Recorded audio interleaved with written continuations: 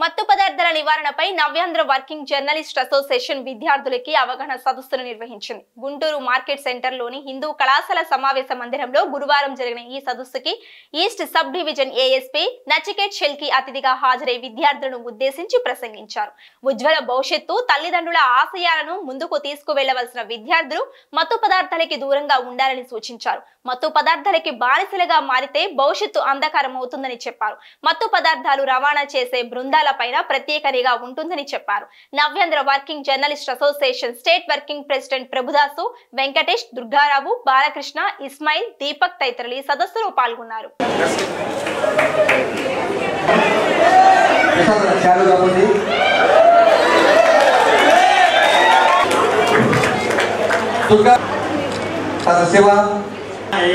Cigarette అలాగే తాకుతున్నారు, ఏమవుతుంది? దాంట్లో కూడా కేసు అవుతుంది ఖచ్చితంగా. దాంట్లో కూడా మినిమం పనిష్మెంటే 6 months 1 year పనిష్మెంట్ ఉంది.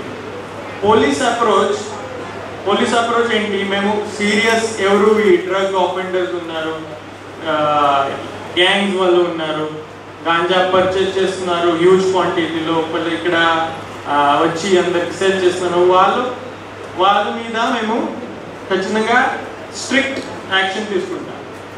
స్టూడెంట్స్ సమ్టైమ్స్ మేము చూస్తాము, ఈ స్టూడెంట్స్ కూడా సమ్టైమ్స్ ఈ ఎక్స్పెరిమెంట్ అలాగా ఒక పార్టీ అలాగే వాడుతున్నారు. మన దగ్గర ఇన్ఫర్మేషన్ కూడా వస్తుంది, మేము వాళ్ళకి పోలీస్ స్టేషన్ కూడా పిలిపిస్తారు. ఇప్పటి వరకు మేము సాఫ్ట్ అప్రోచ్ తీసుకుంటాము. ఎందుకంటే స్టూడెంట్స్ ఉన్నారు, ఫ్యూచర్ ఉంది, కేసు పెడితే ఫ్యూచర్ డిస్ట్రాయ్ అవుతుంది, ఫ్యామిలీ డిస్ట్రాయ్ అవుతుంది. మేము కొంచెం సాఫ్ట్ ఉన్నారు. బట్ ఇప్పటి వరకు ఈ సాఫ్ట్ అప్రోచ్ కూడా చేంజ్ చేయాల్సిన పరిస్థితి ఇప్పుడు వస్తుంది. బికాస్ ఈ సాఫ్ట్ అప్రోచ్కి యూజ్ చేస్తే డిటరెన్స్ రాదు. సపోజ్ కేసు పెడితే జైలు పంపిస్తే ఖచ్చితంగా ఒక మెసేజ్ వెళ్తాయి సొసైటీలో, ఒక స్ట్రాంగ్ మెసేజ్ వెళ్తాయి. Okay, it's not tolerable. Police cannot, and as a society we cannot tolerate this drugs. So this is a legal approach. I hope you all go through this legal aspect also, which law governs these drug related aspects, how difficult it is to get bail. In the mentioned about is non-bailable offense, it's very difficult. It's not just okay, college students మధ్యలో గొడవ జరిగింది, maybe police వాళ్ళు counselling చేస్తారు, family వాళ్ళు ఎల్డర్స్తో మాట్లాడి interview చేశారు, ఈ issue manage చేశారు, సాల్వ్ చేశారు. అలాగే ఈ డ్రగ్స్ ఆఫెన్స్ అలాగే లేదు. ఈ డ్రగ్స్ ఆఫెన్స్ చాలా సీరియస్ ఉంది. కోర్ట్స్, పోలీస్ ఈ ఆఫెన్సెస్ గురించి ఒక స్ట్రిక్ట్ అప్రోచ్ ఉంది. సో మీరు ఆలోచిస్తే ఓకే, జస్ట్ ఒకసారి మేము ట్రై చేస్తామో ఏం లేదు, whole career, whole future gets destroyed. Okay, another thing is, you'll think, say ganja is చాలా కామన్, మేబీ మీరు ఆలోచిస్తాను ఎక్స్పెన్సివ్ కూడా లేదు. మీకు తెలుసు గాంజా ప్రైస్ ఎంత, ఎవరున్నా తెలుసు.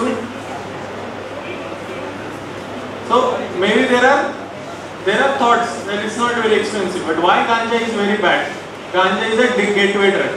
They call it a gateway drug. Gateway drug అయితే మేబీ మీరు సిగరెట్ నుంచి స్టార్ట్ చేస్తారు, సిగరెట్, ఆల్కహాల్, గాంజా తర్వాత మీరు ఇంకా సీరియస్ డ్రగ్స్ వైపు వెళ్తారు. సో ఈ గేట్వే డ్రగ్ ఉంది కాబట్టి ఫస్ట్ అప్రోచ్ ఏం ఉండాలి? హెల్త్ గురించి మీరు అందరూ తెలుసు, హెల్త్ బాగలేదు, సపోజ్ మీరు ఎక్సర్సైజ్ చేయలేదు, డయట్ బాగలేదు, సో ఖచ్చితంగా హాస్పిటల్కి వెళ్ళి సపోజ్ సీరియస్ ఇల్నెస్ అయ్యి it's difficult. So what we say, prevention is the best cure. You might have heard this approach during health. In drugs related also it is the same. To get into it and after getting into it, getting out of it is very, very difficult. So best policy is not to go towards any drug issue. Plus we talked about social effects on society, effects on country. But మీరు ఆలోచించి effect on personal effect. how does it affect you, how does it affect your family, and how does it affect your future? Because a youth, if one individual also is in trouble, then whole social system comes under stress.